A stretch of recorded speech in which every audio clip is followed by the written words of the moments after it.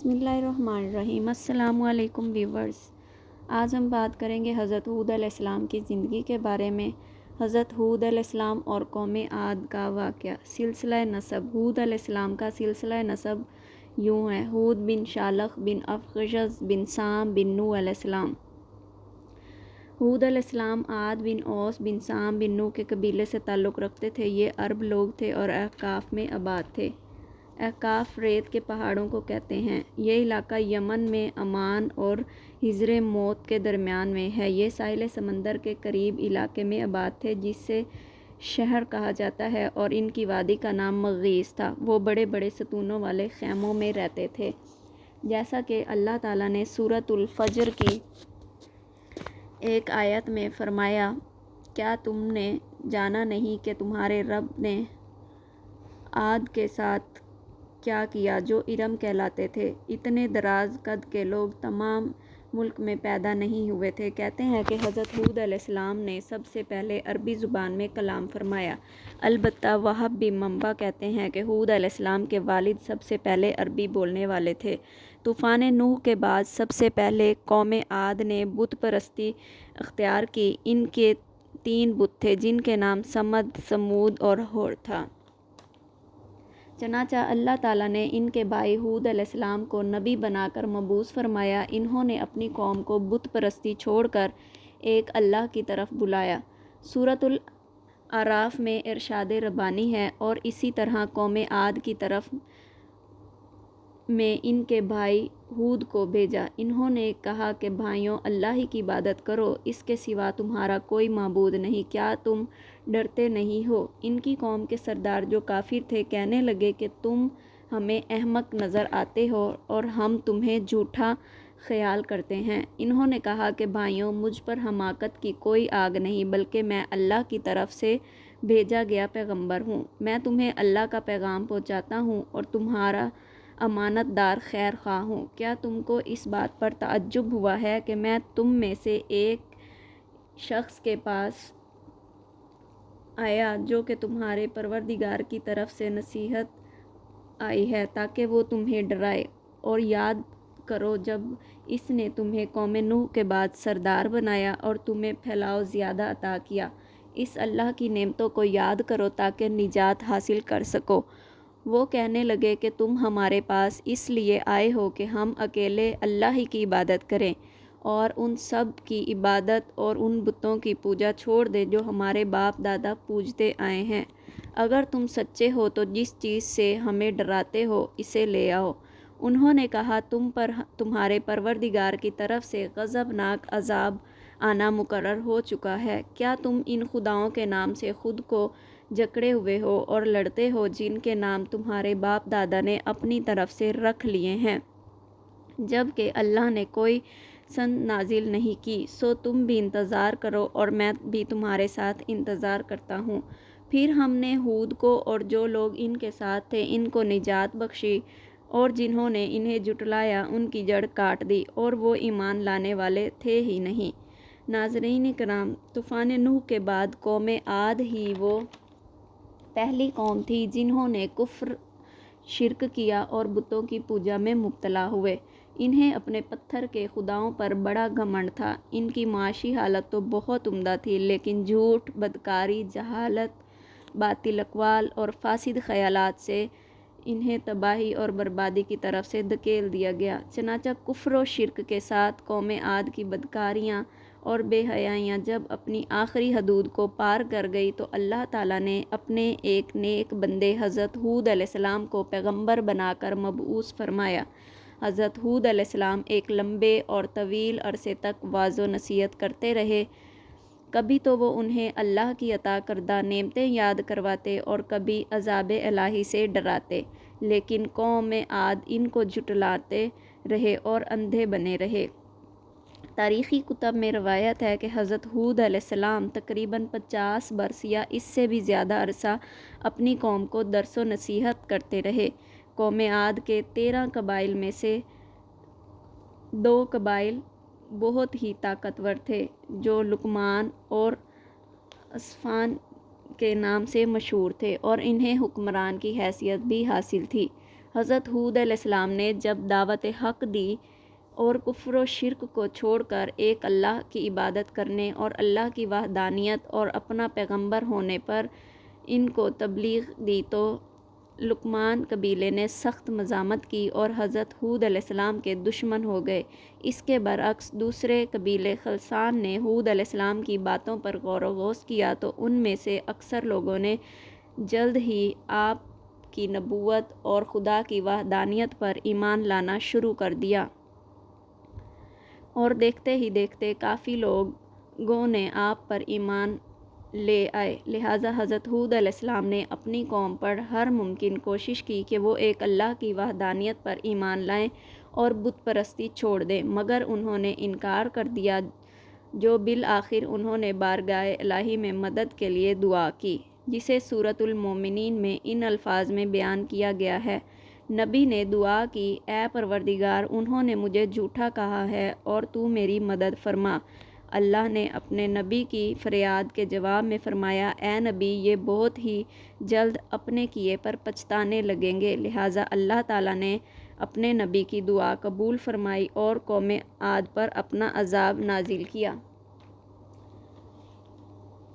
اللہ تعالیٰ نے بادلوں کے فرشتے کو حکم دیا کہ اب بارش نہ برسائی جائے، چشموں کے فرشتے کو حکم دیا کہ اتنی ٹھنڈی اور میٹھے شفاف پانی سے لبریز چشموں اور آبشاروں کو خشک کر دو۔ چنانچہ دیکھتے ہی دیکھتے ان کے سرسبز کھیت سوکھنے لگے اور مویشی مرنے لگے، حتیٰ کہ لوگ پینے کے پانی کو ترسنے لگے۔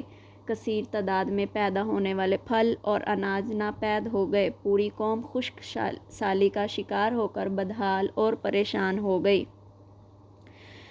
ان سب میں ہود علیہ السلام بہت ہی مایوس اور افسردہ ہوئے۔ اسی حالات میں قوم عاد تقریباً 3 سال گزار چکی تھی۔ 3 سال خشک سالی میں گزار کر ہود علیہ السلام بہت ہی افسردہ اور پریشان تھے تو انہوں نے اپنے رب سے دعا کی۔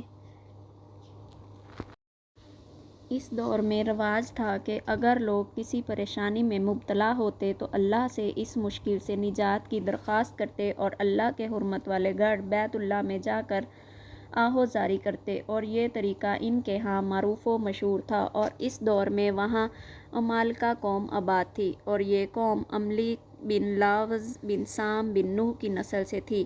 ان دنوں ان کا سردار معاویہ بن بکر تھا اور اس کی والدہ قوم عاد سے تھی۔ اس کا جلحظہ ابن الخبیری تھا۔ تو عاد نے 70 کے قریب افراد کا وفد بارش کی دعا کرنے کے لیے حرم بیت اللہ میں بھیجا۔ وہ وفد مکہ سے باہر رہائش پذیر معاویہ بن بکر کے پاس سے گزرا تو وہ وہاں 1 ماہ تک قیام پذیر رہا۔ وہ شراب پیتے معاویہ کی دورے کاسہ لونڈیاں ان کے سامنے گاتی۔ ان کو وہاں ٹھہرے ہوئے 1 ماہ گزر گیا۔ جب ان کے قیام کا وقت لمبا ہوا اور اسے معاویہ کو بھی اپنی قوم پر رحم آیا اور اسے وفد کو واپس جانے کا کہنے میں بھی شرم محسوس ہوئی، تو اس نے اشعار میں اس سے جانے کے بارے میں بات کی اور 2 لونڈیوں کو حکم دیا کہ وہ ان کے سامنے جا کر یہ اشعار پڑھیں۔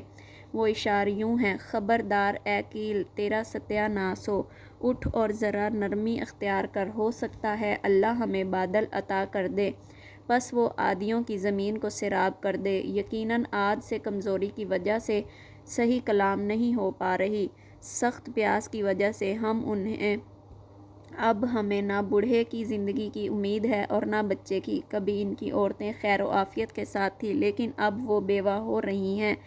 جنگلی جانور ان کے پاس علی الاعلان آ رہے ہیں اور ان کو عادیوں کے تیروں کا کوئی ڈر نہیں، اور تم یہاں دن اور رات اپنی چاہت اور خواہش کے مطابق عیش و عشرت کی زندگی بسر کر رہے ہو، پس تمہارے وجد کے لیے محرومی ہو اور اسے سلام اور خوش آمدید نہ کیا جائے۔ قوم یہ اشعار سن کر مطمئنہ ہوئی کہ وہ کس لیے آئی ہے، پس وہ حرم کی طرف اٹھ کھڑے ہوئے اور انہوں نے اپنی قوم کے لیے دعا کی۔ ان میں سے بڑے قیل بن انز نے بھی دعا کی تو اللہ تعالیٰ نے 3 بادل سفید، سرخ اور سیاہ پیدا کیے۔ آسمان سے ایک آواز دینے والے نے آواز دی کہ اپنے لیے اور اپنی قوم کے لیے ان میں کوئی ایک بادل پسند کر لے، تو اس نے کہا میں سیاہ بادل پسند کرتا ہوں کیونکہ اس میں پانی زیادہ ہوگا۔ ایک غیبی آواز آئی کہ تو نے ہلاکت و تباہی کو اختیار کیا ہے، اس سے قوم عاد کا کوئی فرد باقی نہیں بچے گا، نہ بچہ نہ باپ، مگر سب تباہ ہو جائیں گے، صرف بنی لاوز محفوظ رہیں گے۔ یہ عاد کی نسل سے تھے اور مکہ میں مقیم تھے۔ وہ عذاب ان پر نازل نہ ہوا جو قوم عاد پر آیا۔ قوم عاد سے جو لوگ بچ گئے وہ بعد میں عاد ثانیہ یا عاد عامرہ کہلائے۔ اللہ تعالیٰ نے یہ سیاہ بادل جسے کیل بن انز نے پسند کیا اور ان کی بربادی کا سبب بنا، عاد کی طرف چلایا۔ اس کی مغیظ وادی تک پہنچا تو وہ اسے دیکھ کر بہت خوش ہوئے اور کہنے لگے یہ بادل ہم پر بارش برسائے گا۔ اللہ تعالیٰ نے فرمایا بلکہ یہ وہ چیز ہے جس کو تم نے جلدی طلب کی، ہوا ہے جس میں دردناک عذاب ہے جو اپنے رب کے حکم سے ہر چیز کو تباہ کر دے گی۔ سب سے پہلے ایک عورت نے صحیح صورتحال دیکھی کہ یہ تو سخت ہوا ہے۔ اس عورت کا نام مہد تھا۔ وہ عذاب کا مشاہدہ کر کے چیخ اٹھی اور بے ہوش ہو گئی۔ جب وہ ہوش میں آئی تو لوگوں نے اس سے پوچھا کیا معاملہ ہے، تو نے کیا دیکھا؟ اس نے کہا میں نے آندھی میں آگ دیکھی ہے جس کو کچھ لوگ چلا رہے ہیں، پس اللہ نے یہ تیز و تند ہوا ان پر 7 راتیں اور 8 دن مسلسل چلائی، اس سے تمام عادی ہلاک ہو گئے۔ ہود علیہ السلام اپنے ایماندار ساتھیوں کو لے کر ایک باڑے میں چلے گئے۔ وہ ہوا ان کے لیے مسرت و انبات کا سبب بنی اور ان کے چمڑوں کی تر و تازگی کا باعث ثابت ہوئی۔ قوم عاد کو وہ ہوا آسمان و زمین کے درمیان اڑا رہی تھی اور پتھروں کے ساتھ کچل رہی تھی۔ حارث بن حسان یا حارث بن زید بکری نے کہا میں علا بن الحضرمی کی شکایت کرنے کے لیے رسول اللہ صلی اللہ علیہ وسلم کے طرف چلا۔ ربضہ کے پاس سے گزرا تو وہاں بنی تمیم کی ایک بوڑھی عورت سے ملاقات ہوئی۔ اس کے پاس سواری نہیں تھی۔ وہ کہنے لگی اے اللہ کے بندے، کیا تو مجھے اللہ کے رسول تک پہنچا سکتا ہے؟ میں نے اس سے سواری پر سوار کیا اور مدینے لے آیا۔ مسجد لوگوں سے کھچا کھچ بھری ہوئی تھی اور ایک سیاہ جھنڈا لہرا رہا تھا اور حضرت بلال رضی اللہ تعالیٰ عنہ تلوار کو میان میں ڈالے اس کو گلے میں لٹکائے ہوئے نبی صلی اللہ علیہ وسلم کے سامنے حاضر و موجود ہے۔ میں نے کہا لوگوں کو کیا ہوا ہے؟ لوگوں نے بتایا کہ رسول اللہ صلی اللہ علیہ وسلم عمرو بن العاص رضی اللہ عنہ کو ایک لشکر کے ساتھ روانہ کرنا چاہتے ہیں۔ وہ فرماتے ہیں میں بیٹھ گیا۔ رسول صلی اللہ علیہ وسلم اپنے گھر میں داخل ہوئے۔ میں نے اندر آنے کی اجازت طلب کی تو آپ صلی اللہ علیہ وسلم نے اجازت دے دی۔ میں اندر داخل ہوا اور سلام عرض کیا۔ آپ صلی اللہ علیہ وسلم نے فرمایا کیا تمہارے اور بنی تمیم کے درمیان کوئی رنجش تھی؟ میں نے کہا ہاں، اور ہم ان پر غالب رہے تھے۔ میں نے بنی تمیم کی ایک عورت کے پاس سے گزرا، اس کے پاس سواری نہیں تھی۔ اس نے مجھے کہا کہ مجھے رسول اللہ صلی اللہ علیہ وسلم تک لے چل تو وہ دروازے پر کھڑی ہے۔ آپ صلی اللہ علیہ وسلم نے اسے اجازت دی، وہ داخل ہوئی۔ میں نے کہا اگر آپ صلی اللہ علیہ وسلم ہمارے اور بنی تمیم کے درمیان کوئی حد مقرر کرنا چاہتے ہیں تو ریگستان کو حد مقرر کر دیں کیونکہ یہ ہمارا علاقہ ہے۔ وہ عورت بھڑک اٹھی اور کہنے لگی پھر آپ صلی اللہ علیہ وسلم کا پریشان آدمی پریشان ہو کر کہاں جائے گا؟ وہ فرماتے ہیں میں نے کہا میری مثال تو وہ ہے، کسی نے کہا تھا اپنے پاؤں پر آپ کلہاڑی ماری، میں اسے خود سوار کر کے لایا ہوں اور مجھے احساس نہ تھا کہ یہ میری ہوگی۔ میں اللہ اور اس کے رسول صلی اللہ علیہ وسلم کے ساتھ پناہ میں آتا ہوں کہ قوم عاد کے قاصد کی طرح ہو جاؤں۔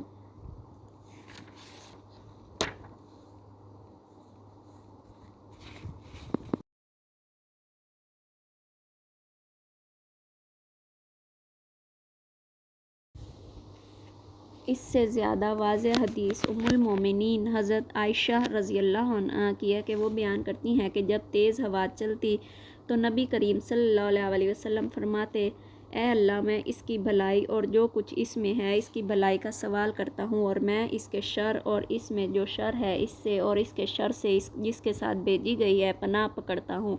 ام المومنین عائشہ رضی اللہ تعالی عنہا بیان کرتی ہیں جب بادل سے آسمان چھپ جاتا تو آپ صلی اللہ علیہ وسلم کا رنگ تبدیل ہو جاتا۔ آپ صلی اللہ علیہ وسلم کبھی گھر داخل ہوتے تو کبھی نکلتے اور کبھی آتے اور کبھی جاتے، یعنی بہت پریشان ہوتے، اور جب بارش برس جاتی تو پریشانی والی کیفیت آپ صلی اللہ علیہ وسلم سے دور ہو جاتی۔ المومنین عائشہ رضی اللہ تعالیٰ عنہا نے یہ صورتحال پہچان کر آپ سے سوال کیا تو آپ صلی اللہ علیہ وسلم نے فرمایا، اے عائشہ رضی اللہ تعالیٰ عنہا، کہیں ایسا نہ ہو جیسے قوم عاد نے کہا تھا جب انہوں نے اس عذاب کو بادل کی صورت میں وادیوں کی طرف آتے دیکھا تو کہا یہ بادل ہم پر بارش برسائے گا۔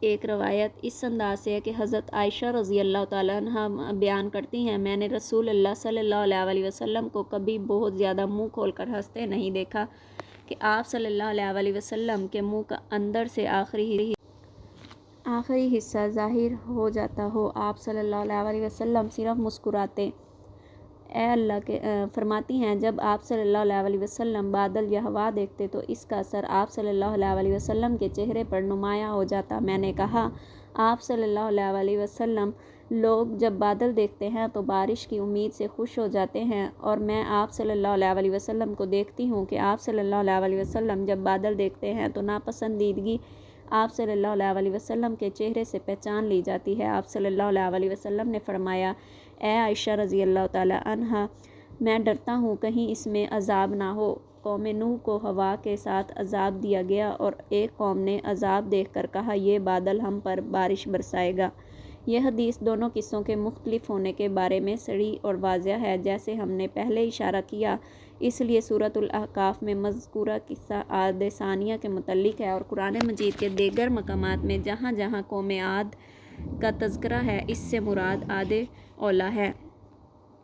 نوح علیہ السلام کے حالات کے تذکرے میں ہم ہود علیہ السلام کے حج کا ذکر کر چکے ہیں۔ امیر المومنین علی بن ابی طالب رضی اللہ تعالیٰ عنہ سے مروی ہے کہ ہود علیہ السلام کی قبر مبارک یمن کے علاقے میں ہے۔ بعض نے کہا دمشق کی جامع مسجد میں اس کے قبلے کی طرف ایک جگہ۔ بعض لوگوں کا خیال ہے کہ ہود علیہ السلام کی قبر وہاں ہے۔ واللہ اعلم، اللہ ہی بہتر جانے۔ دوستوں، اگر آپ کو ہماری یہ ویڈیو پسند آئی ہو تو لائک کریں اور ہمارے چینل کو سبسکرائب کریں تاکہ ہماری ہر آنے والی نئی ویڈیو آپ تک پہنچتی رہے۔ جزاک اللہ۔